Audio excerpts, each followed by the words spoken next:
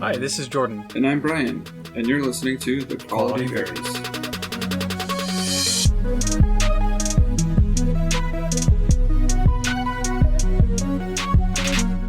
What's up, Jordan? Definitely recording The Quality Varies right now, right? Yes, I am 81% sure.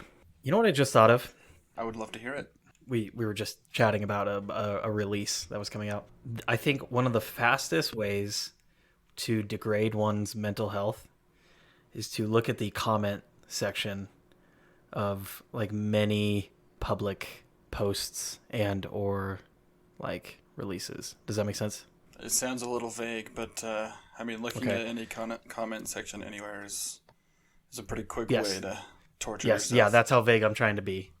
Basically, looking at the comment section anywhere is a recipe for anything but happiness. I feel like that's rule number 3 of the internet. Just don't look at the comment section. Rule number 1 is, don't click on sketchy links. Rule number 2, don't give out your information. Rule number 3, don't look at the comment section. I just feel like that's like basic knowledge. Not even knowledge. It's not etiquette. It's just like standard of procedure. Our ancestors learned it's in our DNA. It's a primordial part of our brain stem. I don't know. We learned that fire was important. Our ancestors found fire to be super important. I feel like these days our like core things are those 3 rules that you just listed off. So that the Oonga Boonga doesn't come. Is that what you said in the other podcast? Still haven't gotten over that. I may have said Oonga Boonga. What are we talking about today, Bryan? We are in part 2 of 2 of our self-collaboration on mental health games / hobbies, subtitle addiction, working title. I like that. Draft 1. It's probably a bad time to still have a working title as we're in the This middle is of the doing perfect it. time. Yeah, no, this is the perfect time. All right. That's the main thing for today. We have a goals update as it's almost the end of Q1, quarter 1. Do we? It's up to you, Bryan. Do we do that before or do we do that after? Let's do it. Let's do it first since you brought it up. Okay, you start. Okay. I had with your many goals that you had made. All 3. Yep. Yeah. I have 3 goals this year, and well, I'll just tell you what they are. I don't need to give you the whole rundown. I already gave you the whole rundown. My number 1 goal is to be a hero, in every sense of the word. Literally a hero, and metaphorically, I want to be the hero of my own story, essentially, to as many people in my life as I can. That's my number 1 goal this year. My number 2 goal, nobody's called me their hero yet, so I guess that one's still in progress. My number 2 goal is to have a profitable business. Still no ad deals for this little show, so 0 profits thus far. But I'm feeling good about it. I'm feeling good about where the show's at, where the other show's at. I'm feeling good about where you and I are at. I thought you were just about to say just me. Feeling good where I'm at. Like, thanks, Bryan. Yep. Just feeling good about me. Yeah. Is your 3rd goal so unimportant that you can't remember it? That's why you should write your goals down. Oh. No, here's the 3rd goal. I remember my 3rd goal. My 3rd goal is to start my master's program. And that I've got 3 programs in mind. I have made initial contact with all 3, and now I just need to really sit down and do the dollars and cents breakdowns of all of them and see which one is the best fit. Nice. Is there a deadline for that?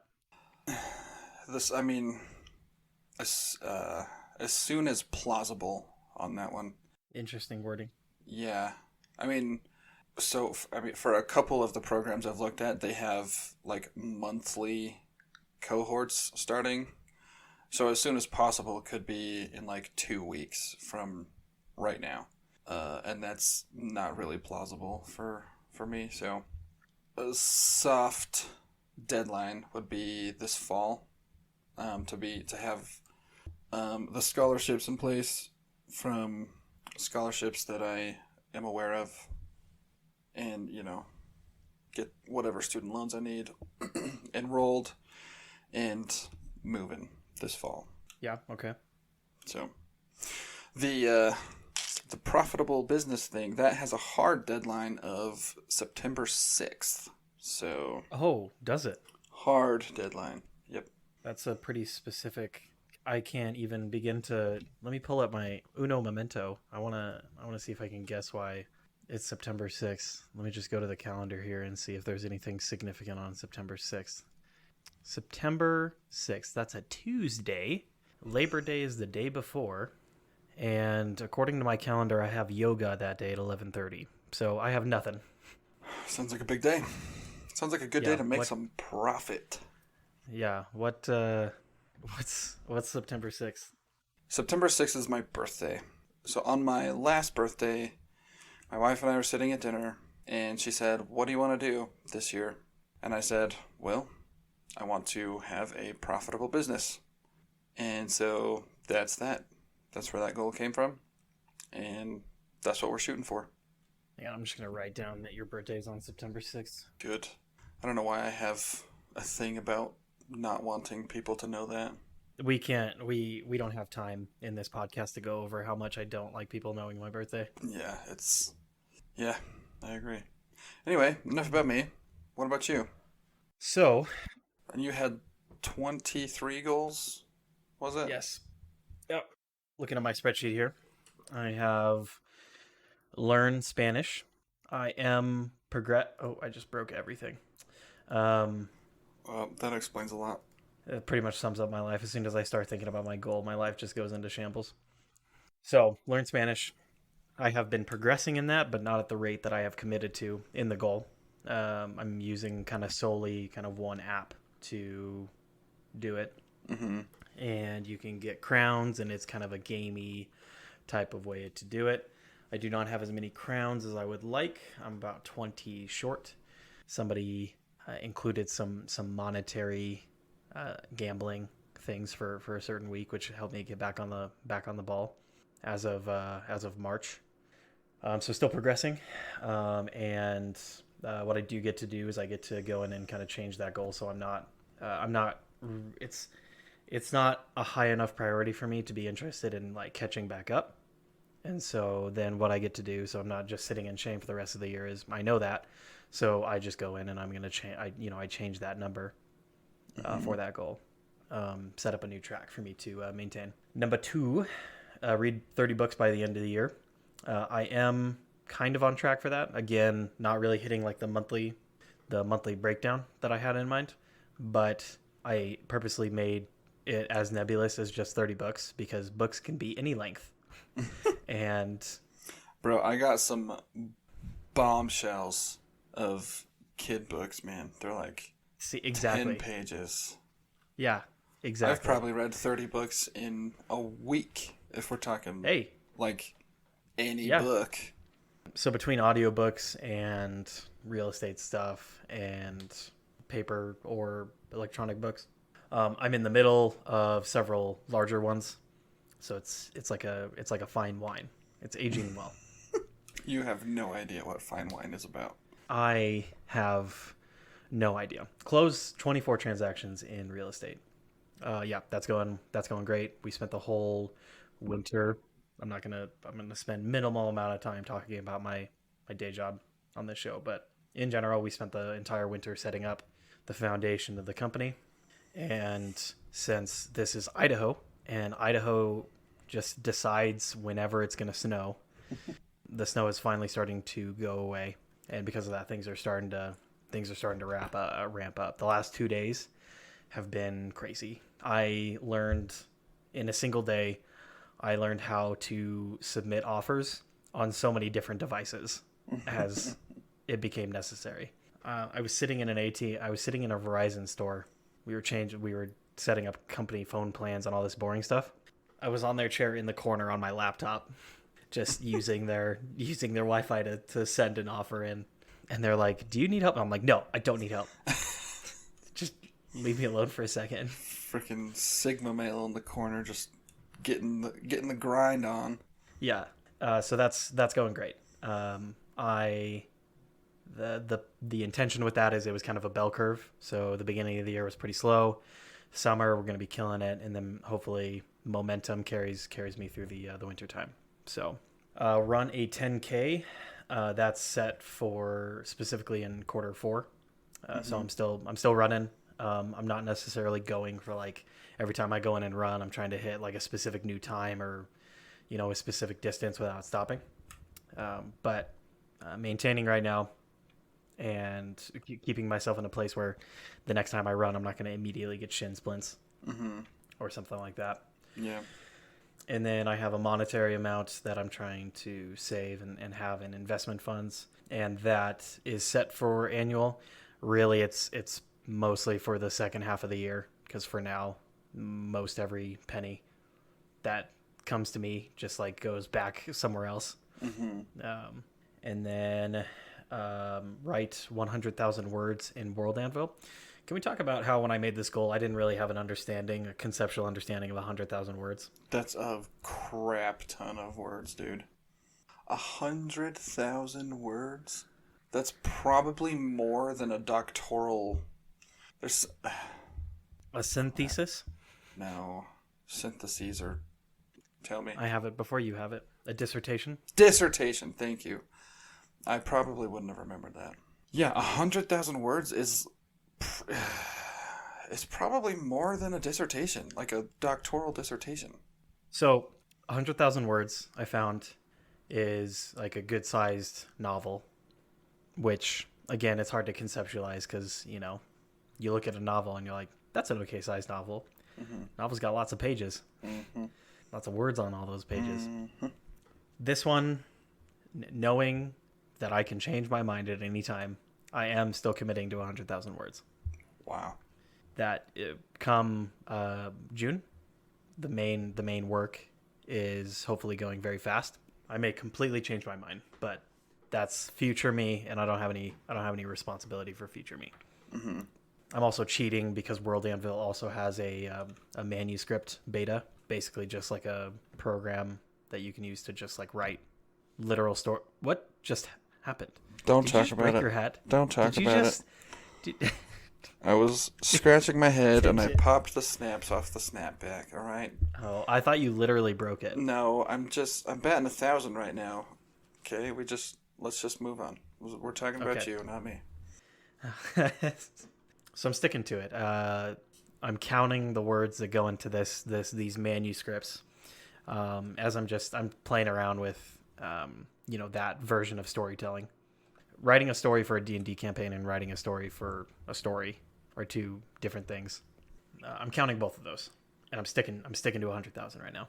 I dig it. Yeah, I found that I can crank out 1,000 words in a day. Like that's as the harder choice is to sit down and put the half hour into it.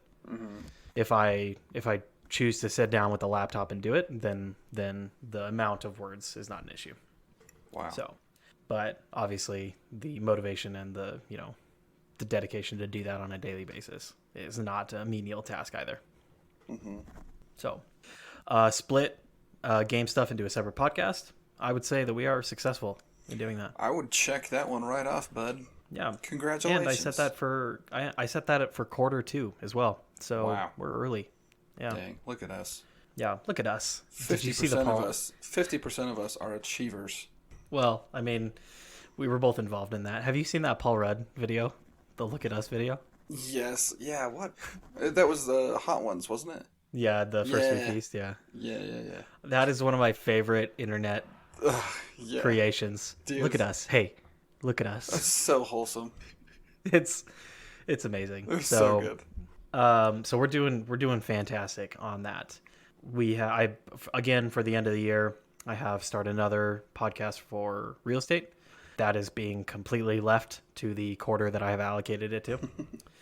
I have some education stuff for just to keep my real estate license active, and that's happening. I'm on track. The bottom two ones, not doing good. Actually, I would say I'm doing very poor. Uh-oh. Number one, speak to grandma weekly. Speak to my grandmama. Oof. Grandmother, I'm sorry. I'm recommitting. I know you listen to this show. I apologize. Oh, man. And number two is in our faith, go to the temple once a month. Moved here, and I totally just forgot that we had a temple in Idaho Falls. I have access to, if I'm willing to drive like an hour, I have access to like 13 temples. Yeah. It feels like here in Idaho. That's crazy, man. So, I've never been to Idaho, but from everything I've ever heard about, What? never been. I've never been north of Logan, Utah. Really? That's pretty up there in Utah, but it's still like an hour or so, if not more, away from the state line. Yeah.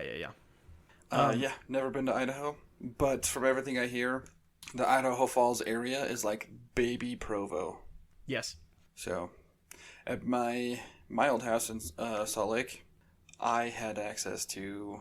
No, I can't. We probably had. If I wanted to drive an hour, I had access to probably like 20. Yeah. There's literally more temples than you can shake a stick at in Salt Lake and Utah counties. I really got called out by a friend of mine who mentioned, she's like, "Hey, I'm coming to Boise next month to go to the temple. If you want to join me." And I said, "Why are you going to Boise? Boise is so far away from you." She lives in Washington. Mm-hmm. And she said, "Well, the one here in town and the next closest one, they're both closing for a couple of weeks. So I'm going to drive to Boise." I said, "Wow, I have so many temples, so much closer." Yeah. And you're sitting here being an achiever, being a good person. So that was just a call out to me. So yeah, shoot. Yeah, those are my goals. Sweet, man. Not really. I haven't really had many new ones. If we're being honest, full transparency here, I am just I'm not gonna write it down because I can't. I don't know if I could live with myself if I wrote it down. But there is I'll just say there's a goal in regards to the dating life, and that's all I'm gonna say. And I'm not gonna write it down. I refuse. Don't give me that smile. And in full transparency, I'm just gonna say that goal has not been met.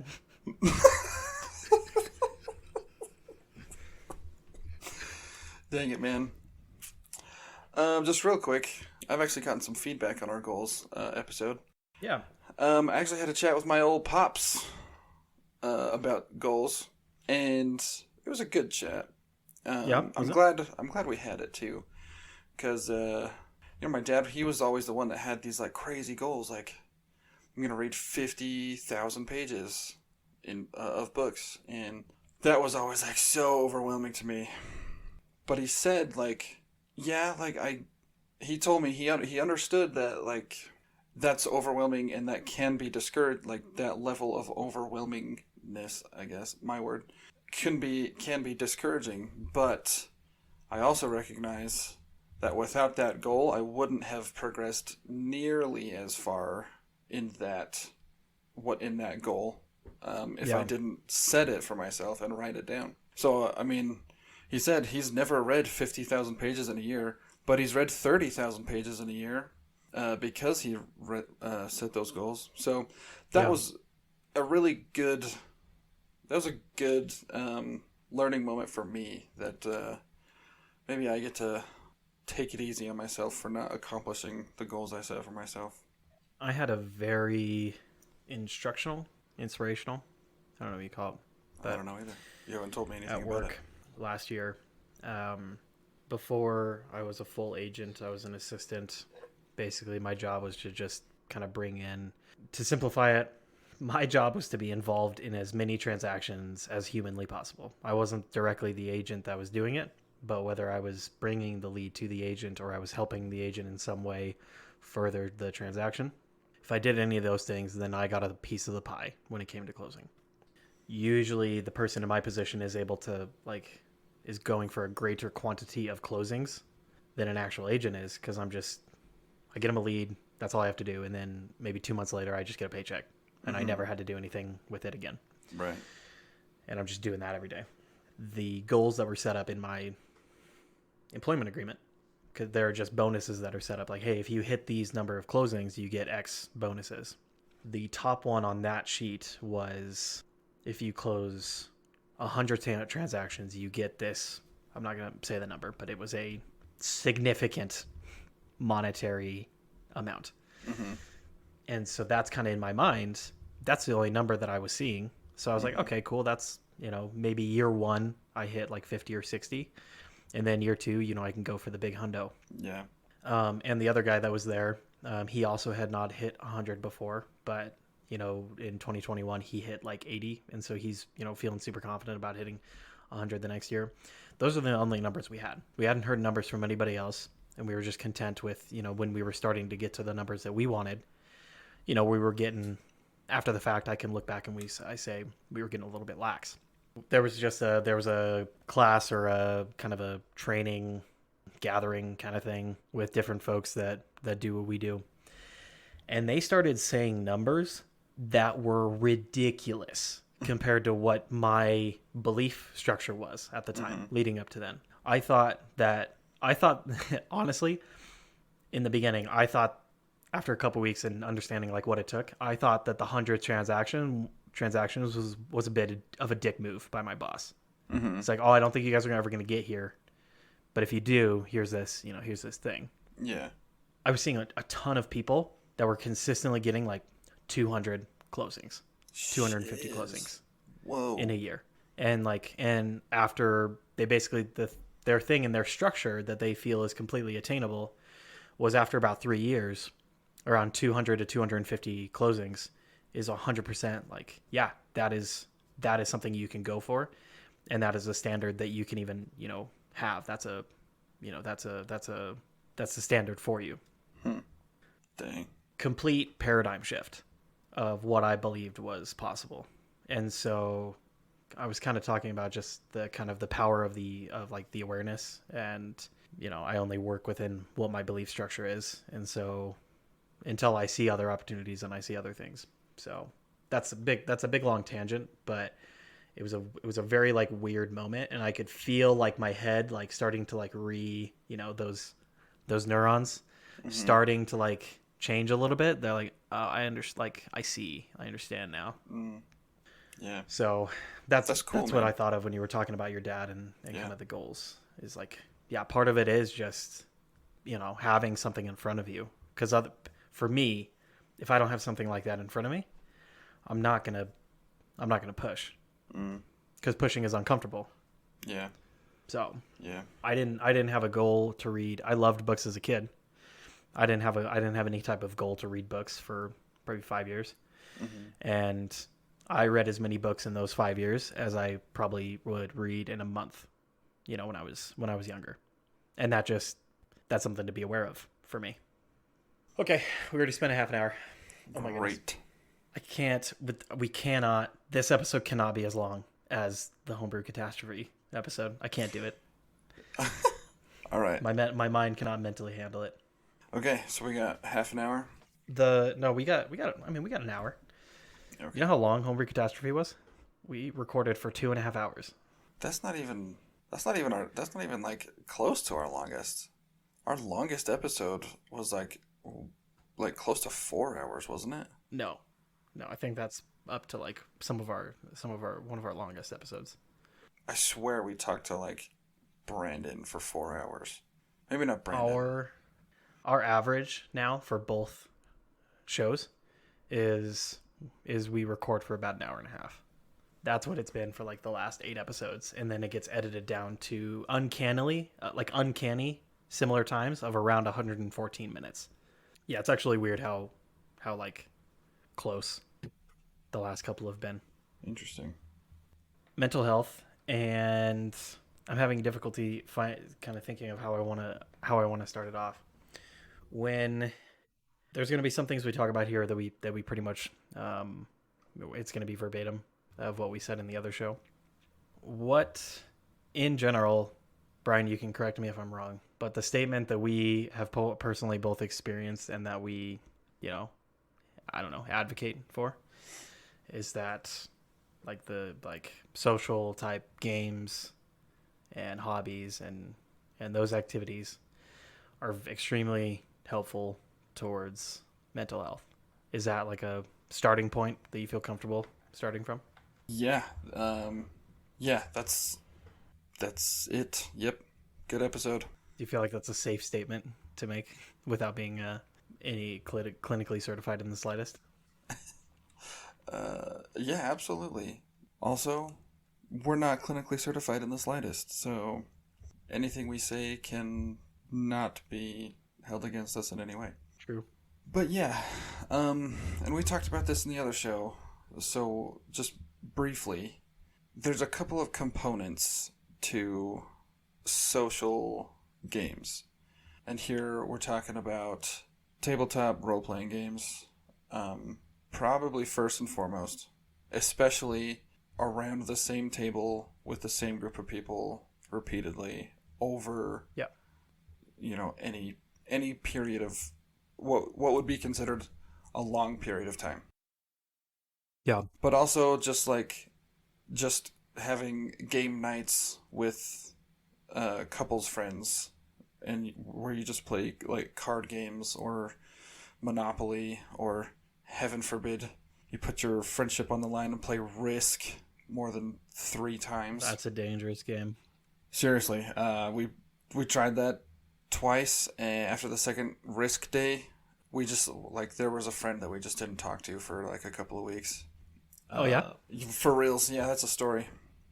I mean, I'm not surprised because the problem is risk is it sucks if you're losing and you just have to ride it out, and you just have to ride that pain for potentially hours. Right. And right. when somebody's just doing that to you deliberately, that could cause some resentment. It's now imagine that multiplied by 3 of me and my hyper competitiveness.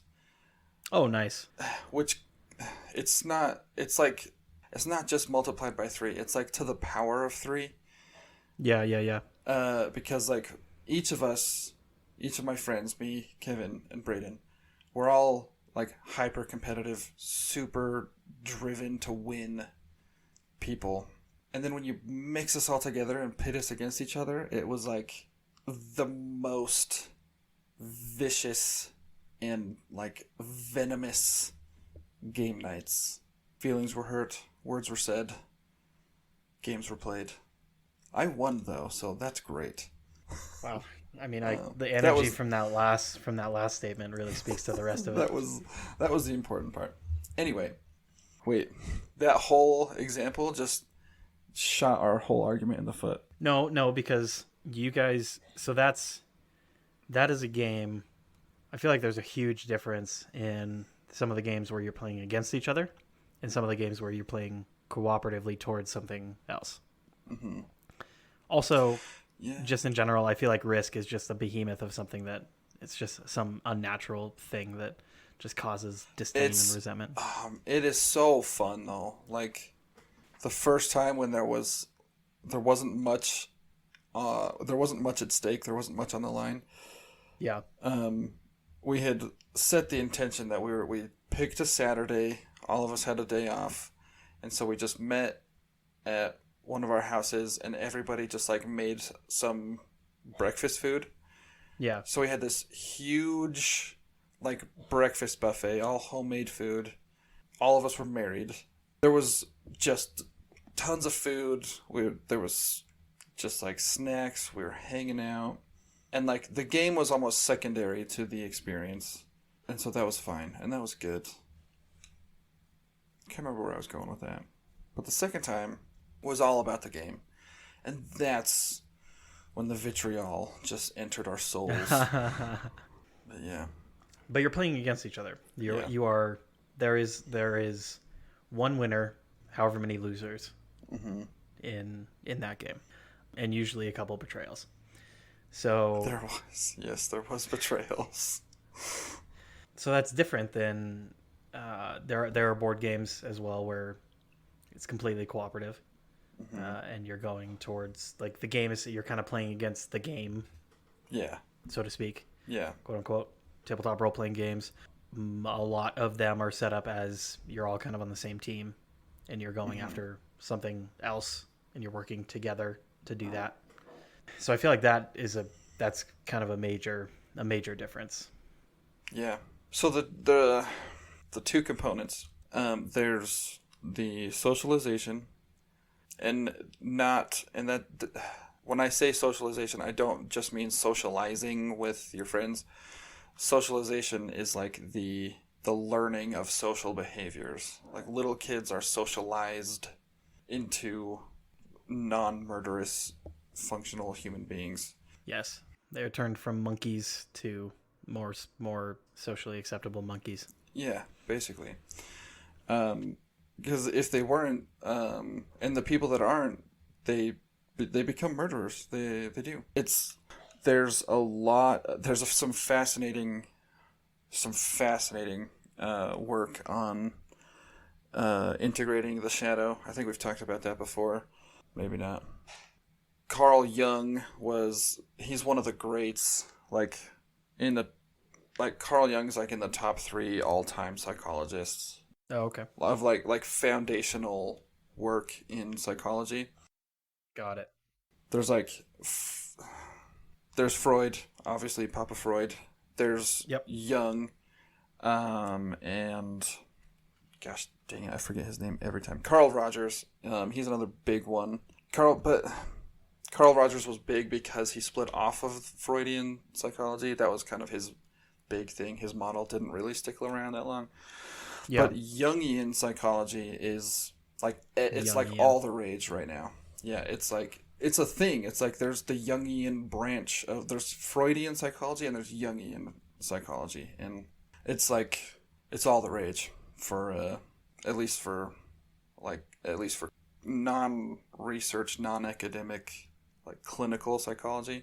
So can you give us like one example of where his hypotheses or whatever they might call it, where they show up? Yeah. So his big his big thing was integrating the shadow, your shadow, and with kids, we were talking about kids being socialized from murderous monkeys to non-murderous monkeys. Yes. So you have a dark side. And for you, Jordan, you might call that dark side your addict. Everybody has a shadow. Got it. And Is this like it's some like, kind of venom type of thing? yeah, it's it's the venom. It's the I can't think of a pop culture reference. It's Dexter. no, I haven't ever watched Dexter, but I would hazard a guess that Dexter has not integrated his shadow. So you have this like murderous instinct, right? This violent rage or tendency towards addictive behaviors or whatever. Yeah. Like you have a dark side, right? Just think of your dark side, whatever that is. Yes. It varies across the spectrum, across the whole human race. But to integrate that, like truly integrate it into your light side, I guess, you have to get to know it. You essentially have to converse with your dark side, get to know how.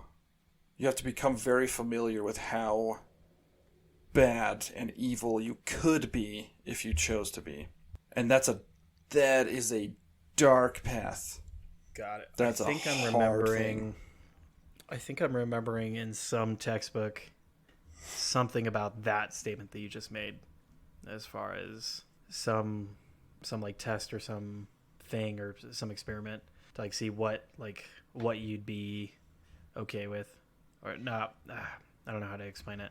Where you could see yourself, like a direction that you could see yourself going, Mm-hmm. that would be inherently like for all intensive purposes, evil. Mm-hmm. Mm-hmm. I just remember they talked a lot about the reactions of people. They said like I didn't think like it's a very it's a like it's a inherently like kind of a scary experiment to take Yeah. because it's I mean I'm uncomfortable even just talking about it like it's a I mean you're walking you're walking a fine line. Mm-hmm. Yeah, it is. It's scary and it's hard because I mean you're thinking about all of the horrible things you could do, and not just some of them. I mean I'm talking all of them, like the worst possible things you can think of. Like imagining yourself doing those things. Maybe don't do that. That's a bad way to put it. But being like getting to know that part of you who's willing and maybe wants to do that. We talked about the hero's journey. Yeah. That happens at the death part of the hero's journey. You go down like so Frodo's death or abyss part was when he puts on the ring essentially at the top of the volcano. He's like, Yeah. I can throw it in, or I could put it on and be the next Dark Lord. And he puts it on. That's his shadow. His shadow took over. Yeah.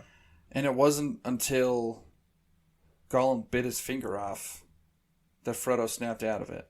But at that point, after his finger was bitten off, then he had a moment of clarity, and it was enough to like jump away from Smeagol and let Smeagol fall off the cliff.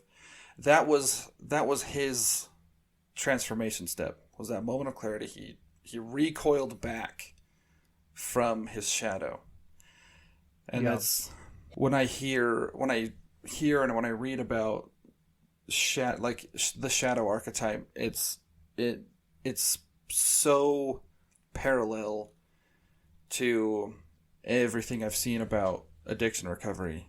It's I mean you gotta get real cozy with the addict that just wants to stay addicted, and you just gotta get real buddy buddy with that part of yourself. And when you do, it's not that you don't want the darkness anymore.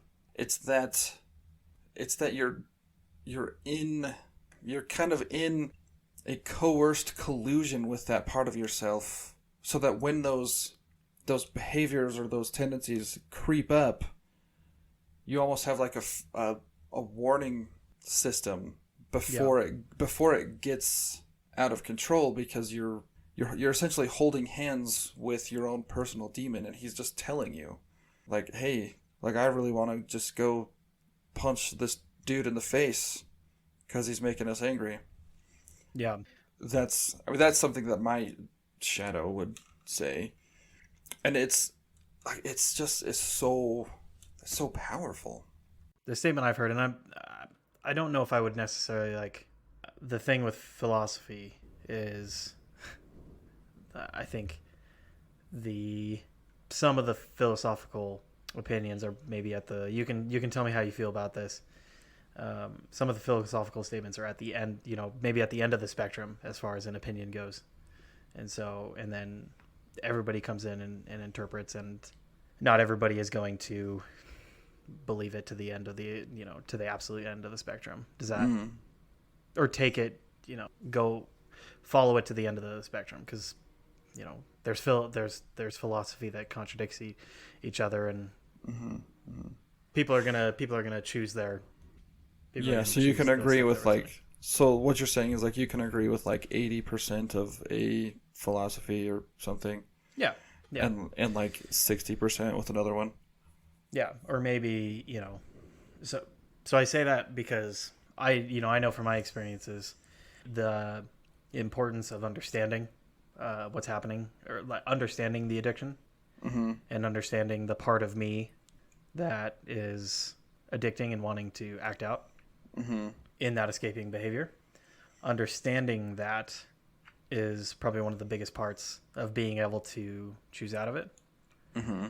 And so you were talking about, being buddy buddy, and for me what that translates into is the whole process of breaking everything down back to, like, in my head, there are wholesome desires and needs being at the very basic level, just being sought out in an unhealthy way. Yes. And so the process of like understanding the addiction is really breaking everything down to its simplest form, and what need is. And this is a Desert Solace principle that we learned. Understanding what need is not being met that I'm seeking in this one. And so right. as I do that more and more, then in the moment, if I am struggling or I have a trigger, over time, faster and faster, my reaction to it is remembering this is the need that I'm falling short of right now. And then what I actually want to do is I want to go fulfill that need. Hunger, loneliness, angry, tired, sad, some of that stuff. Yeah. And fulfilling that part of me instead of, letting the past kind of reactive version of me kind of just go through the motions. And then like the internal dialogue and the other thing that we learned is every time I take offense or I react to something externally, it's because that has some kind of internal connection that like I have. So if it's something good, then that's great. We're not necessarily talking about that right now. If it's something negative, like the very common example is if somebody cuts me off, and I get angry about that. That's a combination of I had expectations, and those expectations weren't met, and I'm frustrated about that. But it's also there's something about me that I'm unhappy about that is causing me to react in this way. And that's a weird concept for people to try to get used to. Yeah. I've tried to tell that to somebody before. Like if you get mad that somebody cuts you off, you're mad at something about yourself. And they were like, shut up. Yeah. That's the dumbest thing. Yeah. No. But that's exactly, I mean, that's a great way of saying, that's a great way of describing the shadow archetype that I was talking about. Is the shadow is what's being triggered by the guy cutting you off. Yeah. When you've integrated your shadow, you just know it, and it doesn't surprise you like that. Does that make sense?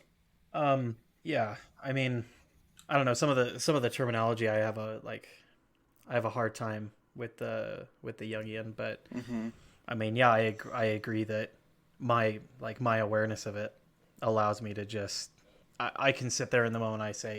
I can tell myself like I'm frustrated because I'm late, and for some reason I feel like I have this expectation that the drivers around me are aware of this and they should be understanding of the situation I'm in.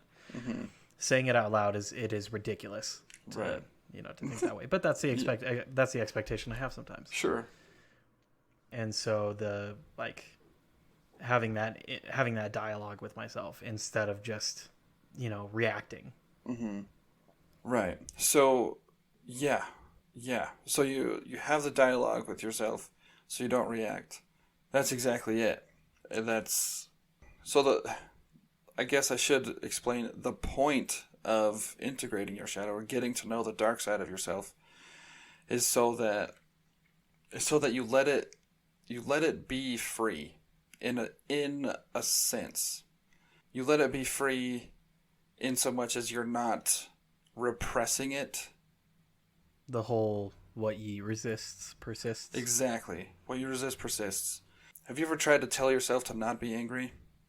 Or has anybody told you don't be angry? Yeah, and it's the worst. It's like the worst piece of advice.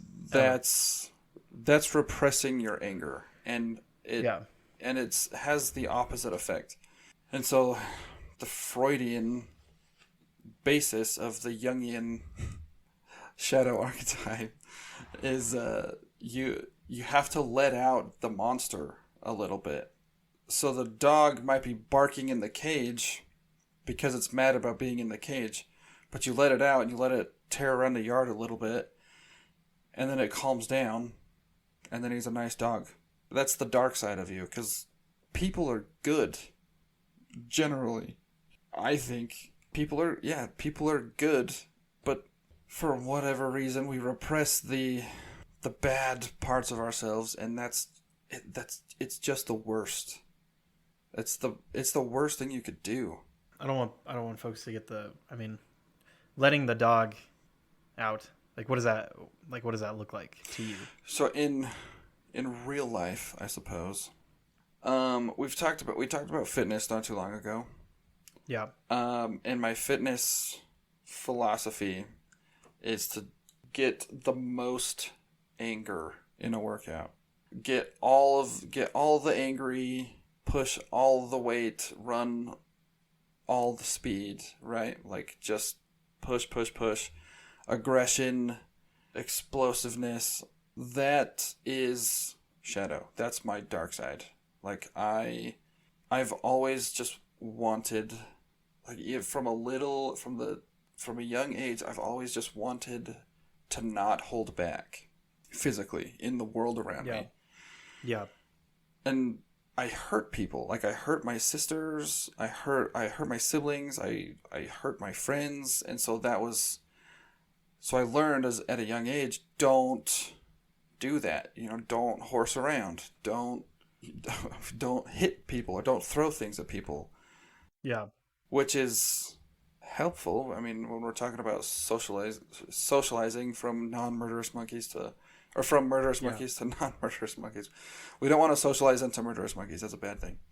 Like that was helpful, but I just repressed that energy, right?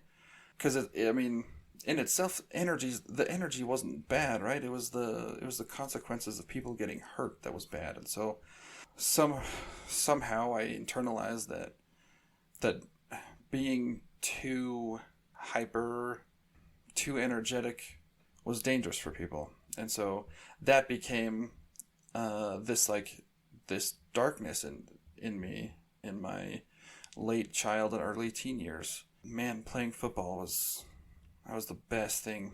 That's when I really started to integrate my shadow. Was when I really got to just be as physically aggressive as I could be. That was great for me. And so that's letting the dog out. It's going to the gym for me. Okay. So there's a space.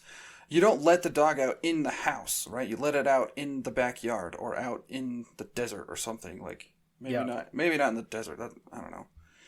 We're trying to translate a metaphor into a real example, and it's messy. But you don't let the dog out in the house. The folks that aren't necessarily like on a daily basis looking at philosophy, hearing some of the things as far as like the shadow and like letting the dark side out, and getting the wrong maybe the unintended idea from it. Yeah. And so it's sounding like a healthy release. Finding those appropriate times. Right. That's I think I mentioned getting to know it first. Yeah. You like that. That's a meditation thing. Like you got to really just think about yourself if you were as bad as you could be. All of the anger and the rage and malice, even, you have the potential to do all of those things, and you got to be familiar with your potential to do harm.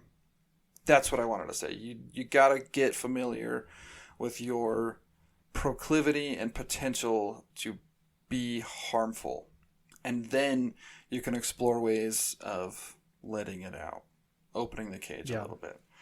Going to the gym is an excellent way.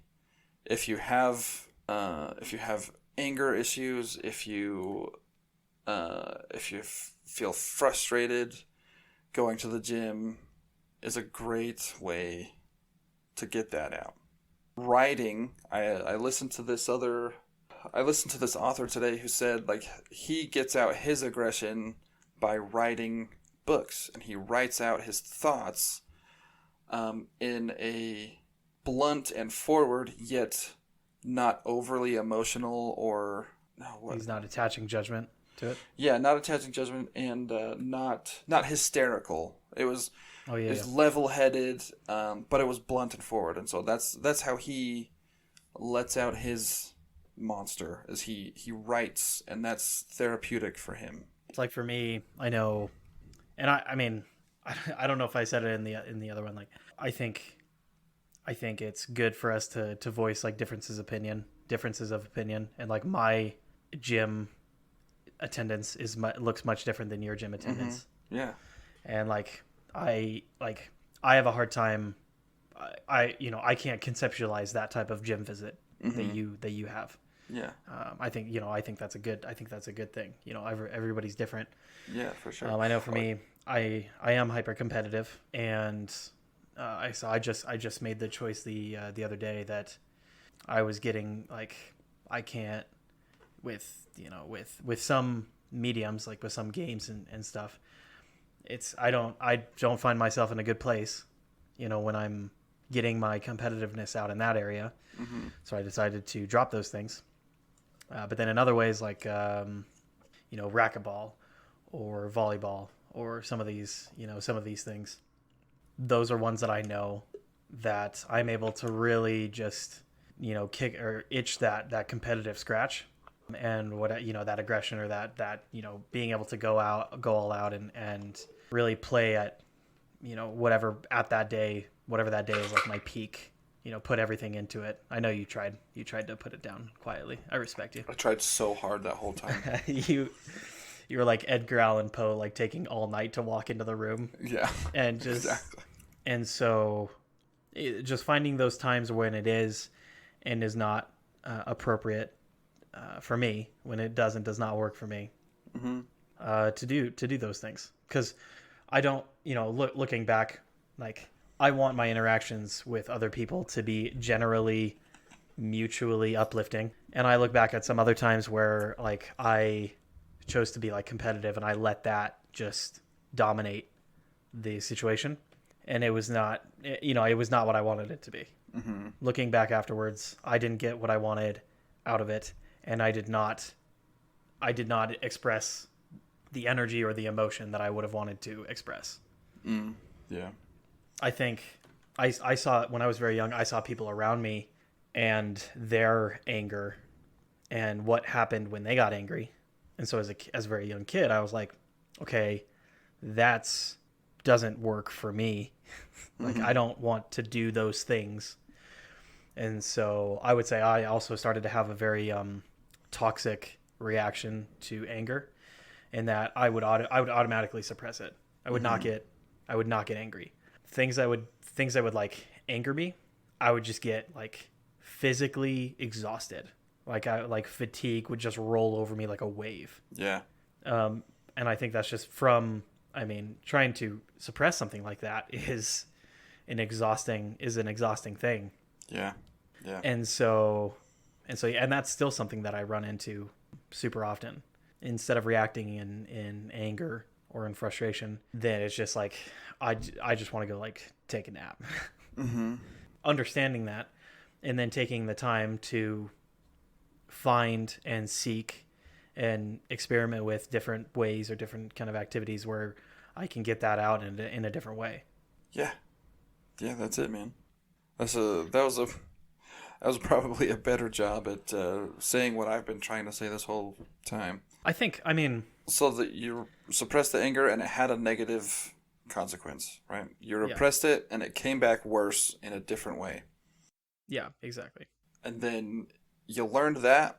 You learned what things worked for you.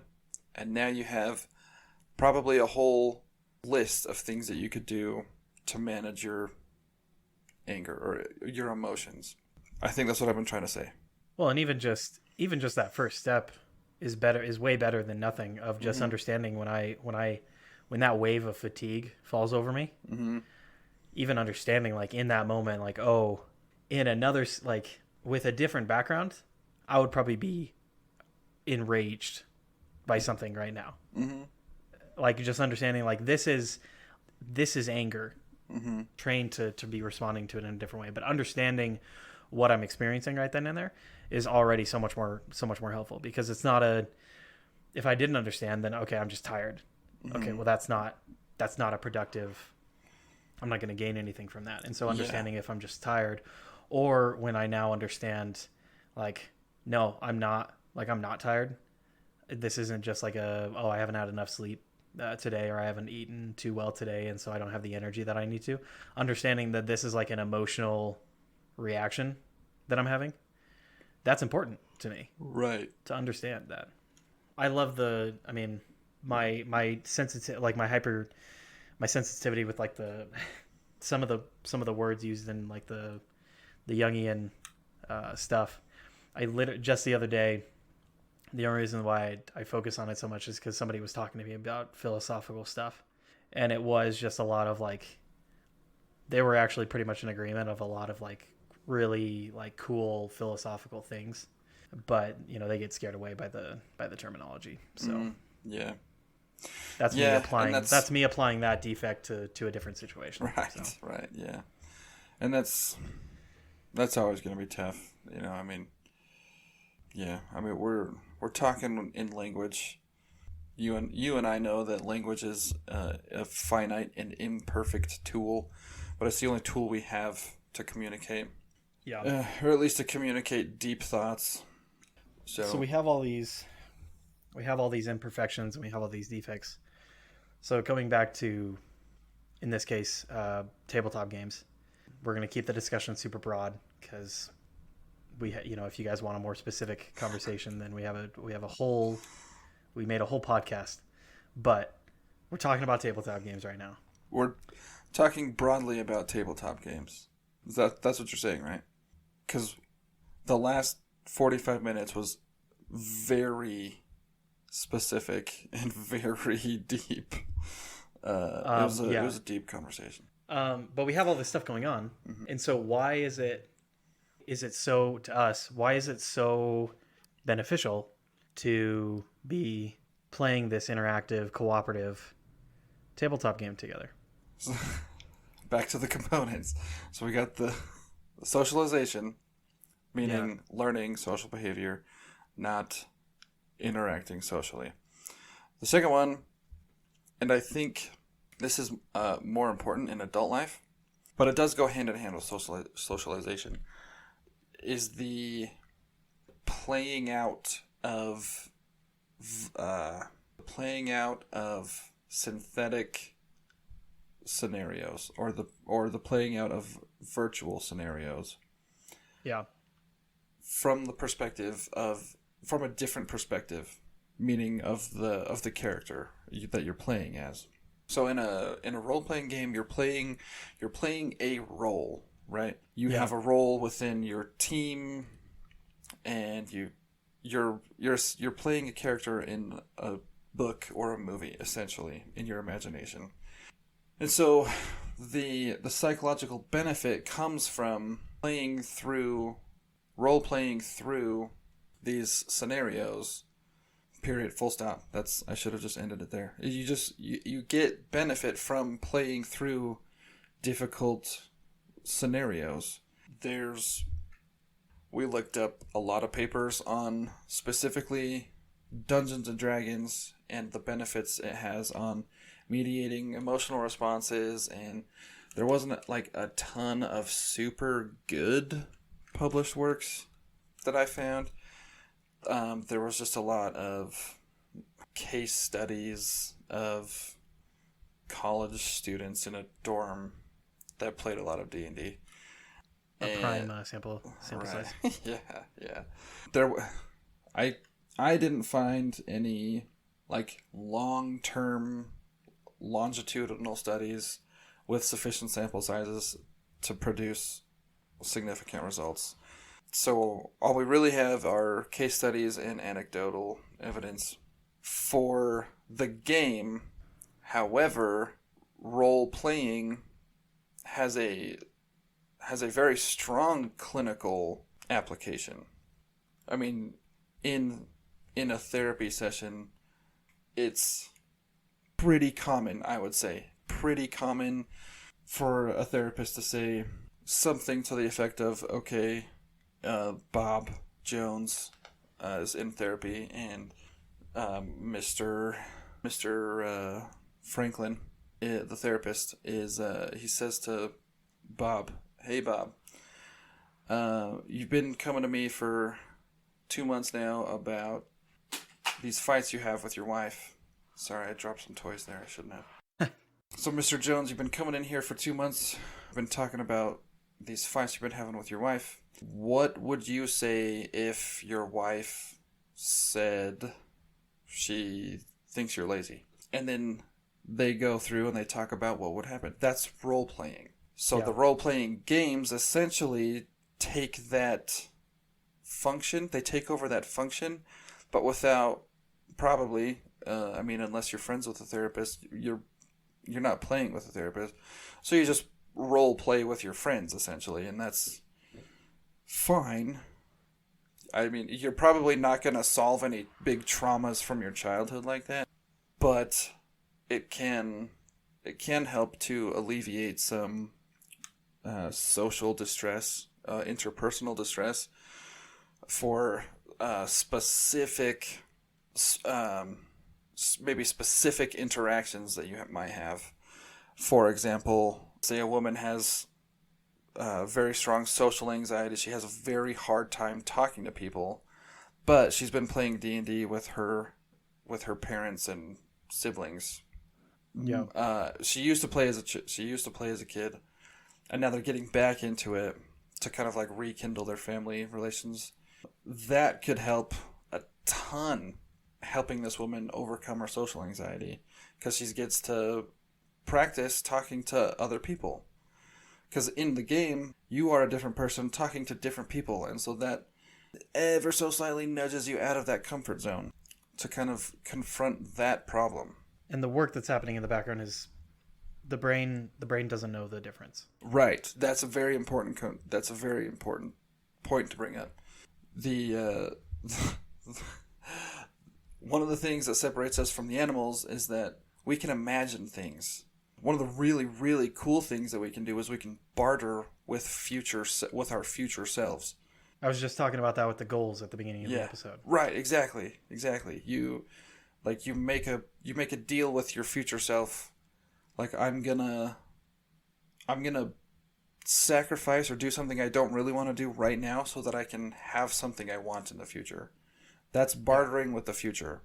Animals don't do that. They only exist right now. But you, listener, you do that. Like, you imagine stuff. And your brain and your body can't tell the difference. So do a little thought experiment. Listener, dear listener, think about running through the forest. It's a dark forest, and you're running. Like, maybe you were on a hike late in the day, the sun went down, it's now dark, it's getting cold, you're running back along the trail you've been going. You thought that there was something at the end of the trail, that it wasn't there, so you kept kind of pushing and pushing to go into the forest to find something.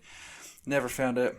Now you're in the middle of the woods, it's dark, you're freaked out. So you're running, and you start to hear stuff in the brush, and you're running and run, and you trip and fall. Now, check your body, check your pulse. After you imagine that scenario, check your pulse.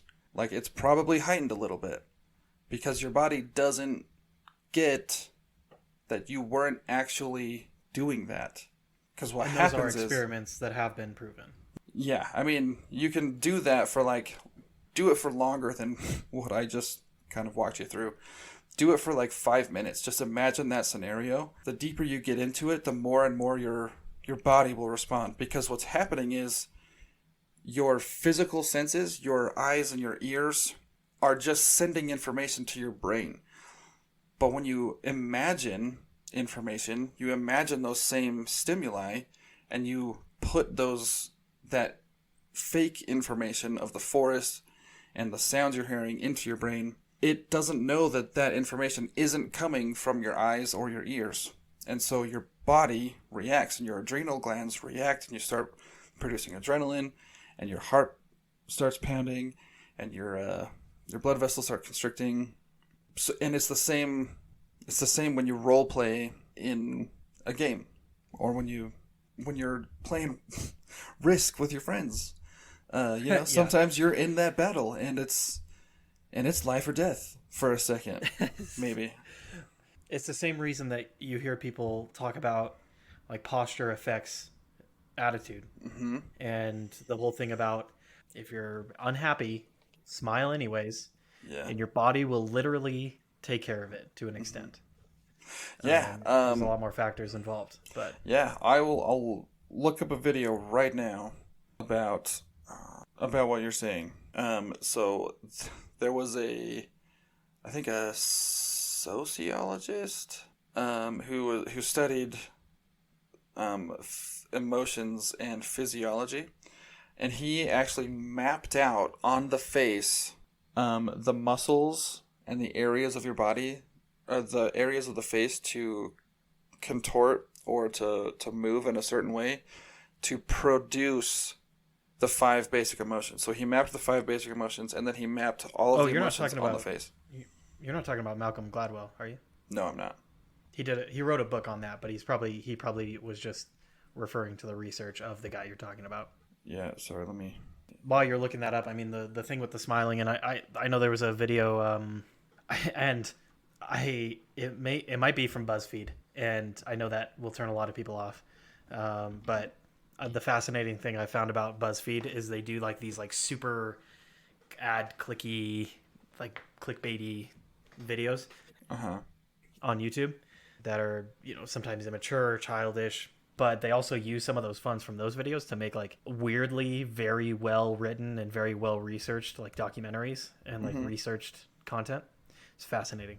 So I think it may have been a video from them where they did an experiment where they had a group of people go into a room of puppies, and half of them, a bunch of them went in and they were all holding, or no, I'm sorry, I think they went in one at a time, and a bunch of them were biting down on like a piece of wood, like a pencil or something, faking the expression of a smile. And then they had a bunch of other people go in, and I think they had to like hold something in their bottom lip or in their upper lip or something, but it was reflecting a frown. Yeah. And then they asked people, and they did like pulse, and they looked at a bunch of stuff afterwards, and the folks that had to deal with the puppies that were forced to smile, like that was a whole, like the two experiences were completely different. And when you look at like just smile and it, the body chemistry, it's going to help you out a little bit. And like if you're feeling like sad or depressed or like isolated, the whole thing as far as like sit up and like put your shoulders back and like raise your head up, maintain this posture. If you want to, like, you can like yoga or something, like the mountain pose. Like if you assume that posture for like 5 minutes, and your body chemistry will change. Yeah, I just sent you a video, Jordan. So Dr. Paul Ekman, he's done a ton of work on this, and he found the human race has encoded within its primordial DNA. Yes. The 5 basic. I'm glad you're on board with that with me. Yep, I'm into it. More T-shirt ideas. The 5 basic emotions, the 5 basic universal emotions, and the expression is the same across cultures. I don't need to go into it, but the video it'll take you through the exercise of like moving your face and holding it, and then you're supposed to just take note of your like body temperature and your pulse and stuff. When I did this to this video, the one that got me the most was the anger one. And maybe it's because I have a propensity for anger, but like a predisposition. Yeah. I was feeling like that heat in my chest. Like it was a very almost immediate. It only took like 15 seconds for me to notice like the heat in my chest and like the tension in my shoulders and upper body muscles. Like it was so fast and so predictable. Like Dr. Ekman he's just a genius, I guess. I don't know how else to say that. He found this amazing thing that is so powerful. You just like you can I don't want to say you can control your emotions because I don't think that's healthy, right? So just, I mean, you don't want to just like start standing in yoga pose in the middle of an argument with your wife that maybe needs to happen, right? Like there's benefits. There's a reason we have anger and fear. I mean, and you don't want to just shut those off. Well, but the But inverse of that is you're still finding it helpful if you are experiencing X emotion, and then I also see myself like at the same time, I see myself curling up and bringing the shoulders in and yeah, like tightening into a ball. If I notice that when I'm in an argument, that's still super helpful information for me yeah, in the moment, yeah. and or seeing it in another person, maybe pointing it out to the spouse while we're having an argument. Maybe that's not the most helpful. Like Yeah, you don't you really guys want could to have a point at dialogue. what they're Yeah. doing in any argument. You really want to stay in your own lane, but But there are other times where, let's say like I don't know, a friend is going through something, or somebody, or like there are times where like you notice somebody else having an experience, and it's super useful information. Or like, and it's the same thing with affirmations. I feel like affirmations are becoming a little bit more mainstream of a thing that's brought up. Affirmations work extremely similar. yep, I'm stating truths or my truths, quote unquote, and the brain doesn't know the difference, and so the brain is internalizing that because when we tell ourselves when we degrade ourselves all day long, it's like I can't, that project is too big for me, or I'm not good enough for that person. Like the brain is interpreting that as true because the brain doesn't know any different, and so the affirmations are the ability that we have because we got bigger than monkey brains. yeah. Discernment is a surprisingly active phenomenon. It doesn't just happen. You can't really you don't you can't really just tell when somebody's lying. You have to look for it. You have to try. It's Yeah. and yeah, you have to look for these signs, these facial expressions or these postures. I mean, you recognize them. You can absolutely tell if somebody's sad. Like you can, like even like you might not know like drooped shoulders plus downturned expression plus like loose skin under the eyes or whatever Yeah. equals sadness. Pinched skin below the eyebrows and above the bridge of the nose equals disgust. But naturally that there's emotion being felt. And so like you can communicate with that. Even people that like you go into a job interview. I learned after being on the other side of it for both real and fake job interviews that like your demeanor when you walk in has a pretty big impact. I would say all like depending on the job you're going for, your demeanor when you walk in could have a similar or greater impact than the application that you hand them. Definitely. When I was a couple of years ago, I was helping one of those like kid like growth event things, and they were doing mock interviews, and I just had to sit there and like ask them questions like one by one, and they would come in and they would fill out like an application in front of me, and then they would hand it to me, and we would talk about things, and then they would walk out. Watching it from like the other side when I'm not the person being interviewed and going through this like experience, like there's such a spectrum, and it was weird seeing it to the point that like it was getting to the point that like I said, the application became the less important thing. And like when people talk about like, oh, just be confident when you walk in, like that is tangible. Like that is not just a like, oh, believe in yourself kind of thing. That is a literal factor. Yeah. That is going into the thing. Look at people. Watch. I mean, you can see it. Jordan will probably he'll probably link this video somehow. Watch the video and just look for the signs of people's emotions. You see, so you do it automatically. It's programmed into you to be on the lookout for angry people. Yeah. Because that's dangerous. Angry people are dangerous. And so that's a genetic trigger, a marker for you. Yeah. As you go about the world, you're looking for danger. You can automatically notice people when they're angry, because that's a red flag, that's a danger sign, and your body can see that and sense that. Yeah. And I mean, so just that's tone of voice, that's facial expressions, that's posture. Posture is a big one. That's like vicinity, how Yeah. close are they? Yeah, Energy, like that's how close they are you to can you. feel it. Exactly. And so what I'm saying is just pay attention to that more, because you're doing it automatically. So pay attention to it more, and you can see. It's fascinating. I do it all the time. I love doing it.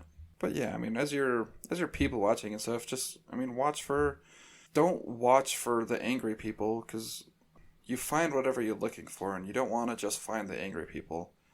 Look for the happy people and the confident people, and just notice how you react to them.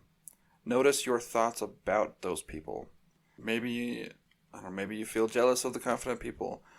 Notice that and just tell yourself, that person that person seems really confident.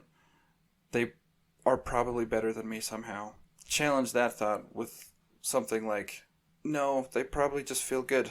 Maybe they're having a really good day, and so that's coming off, and I can feel that from them. Yeah. Something like that. Try it. I'm going to make one last statement trying to connect it to role-playing, and at this point, I may just take it out when I go into the post-edit. But we didn't try really hard to tie this back to role-playing games.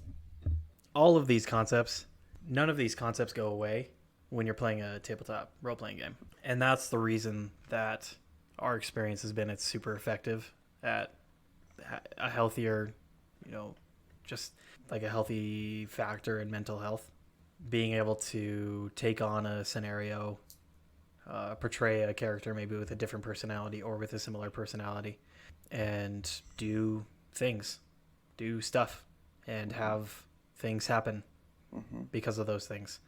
All the stuff that we've talked about in the entire episode, like it's somebody coming from somebody that looked down on these type of games completely up until 3 years ago. And tell you it's hard to might be a hard pill to swallow, but the chemistry of the brain serves itself that every single one of these things that we've talked about shows up in these games in some way or another. And my experience has been it's been a really cool thing to just watch and experience and see how it's impacted me. And none of us have done it in a truly therapeutic session with a certified person there, but we talk about in the part one that those type of sessions do exist, where a therapist is conducting therapy with people in this way, folks that have specific things that they want to work on, or they've been told to work on, and they get to play it out in these role-playing scenarios and see the consequences without there being a ton of real-life consequences. But the brain is still getting to run it, and that the whole when they're doing scenes for TV and they're doing the shoots, something goes wrong and they're just like, all right, run it back, let's do it again. It's like that's exactly what you can do. Yeah, exactly. Yeah, I just want to tack on and say that everything we talked about is happening in the games.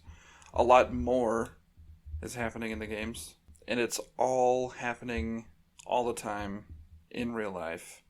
The role-playing games are just a way to practice it, to work out those muscles. Yeah.